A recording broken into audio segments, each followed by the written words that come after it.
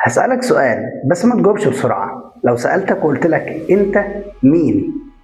لا لا لا، مش هي دي الإجابة. يعني ما تقولش اسمك ولا سنك ولا عنوانك ولا وظيفتك ولا مجموعك في الثانوية العامة ولا كليتك ولا شهادتك ولا شغلك ولا أي حاجة من ده كله. لأن هقول لك بكل بساطة، لو كل ده اختفى ومش موجود عندك هيفضل مين؟ يعني مين الشخص الحقيقي اللي جواك اللي هيفضل في الآخر؟ هل أنت قيمتك في شهادتك؟ قيمتك في شغلك؟ قيمتك في حياتك اللي الناس شايفاها او نظرة الناس ليك؟ هل قيمتك متوقفة على دول؟ يعني لو كل دول اختفوا انت اختفيت معاهم ولا مين اللي هيفضل في الاخر؟ لو حاسس ان انا لخبطتك بالكلمتين دول فاسمع الفيديو ده للاخر، لان الفيديو ده ليك انت. احكي لك مرة عن قصة شاب كان لطيف جميل حلو جدا، شغال شغلانة حلوة. في الاول نجح في الثانوية العامة بمجموع حلو جدا، واشتغل شغلانة حلوة جدا ومرتب حلو جدا، والناس شايفاه شخصية ناجحة جدا مفيش حد زيه. مرة هو راجع من الشغل عمال يسأل نفسه، هو أنا تعبان ليه؟ حاسس نفسه متضايق مخنوق، فبيقول أنا تعبان ليه؟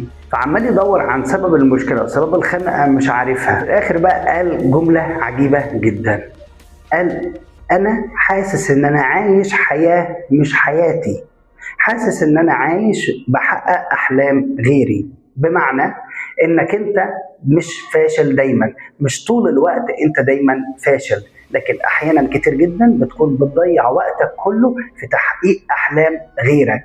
غيرك كان نفسه يطلع مهندس، في الشارع عندك كان نفسهم ان هم يطلع لهم دكتور، في الشارع عندك كان نفسهم يطلع لهم طيار ومهندس و الى اخره. ولكن هل انت عايز تعيش حاجه انت حاببها وعايز تعيش حاجه تكون ناجح ويكون ليك اسم وليك تاثير في المجتمع، ولا كنت عايز تعيش عيشه او حياه الناس بترسمها لك؟ لان احيانا كتير جدا بنفشل، ومن فشلنا بنلاقي نفسنا في الاسباب الاساسيه للفشل ان انا كنت بحقق احلام غيري مش احلامي انا. عشان كده سالتك في الاول، لو شلنا كل الحاجات دي كلها، شهادتك واسمك ومجموعك وثانويتك والكلام ده كله، هيفضل مين في الاخر؟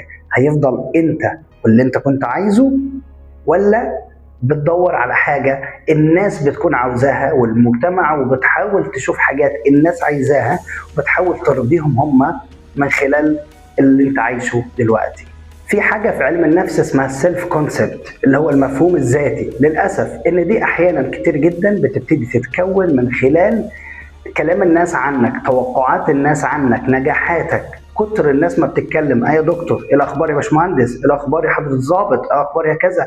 فكتر ما الناس بتقول لك فبتبني جواك وبتزرع جواك السيلف كونسبت، فانت بتبني حياتك ومستقبلك والحياه كلها اللي جايه بناء على توقعات الناس ونجاحات الناس فيك وتوقعهم ان انت تكون انسان ناجح الى اخره. فبتلاقي نفسك لوحدك تلقائي بتقول انا قيمتي في شغلي، انا قيمتي في نجاحاتي، قيمتي في الكليه بتاعتي، وقيمتي بناء على كلام الناس اللي انت كنت بتسمعه. فانت قيمت حياتك بناء على نظره الناس وبناء على الاحتياج الناس ليك، مع ان في الاخر انت اللي بتنفع نفسك. انت ممكن تدخل كليه بسيطه جدا، كليه من وجهه نظر الناس، يعني الناس بتبص لبعض الكليات، مش عايز اذكر اسماء كليات، ولكن في بعض الناس بتذكر اسماء كليات تقول الكليه دي ما ينفعش حد ينجح فيها. ممكن تتعين معيد تبقى دكتور قد الدنيا فيها، ممكن تكون انسان ناجح جدا. بص على العلماء والفلاسفه في مجالات، في كليات ومختلف الكليات، كلهم ناس ناجحه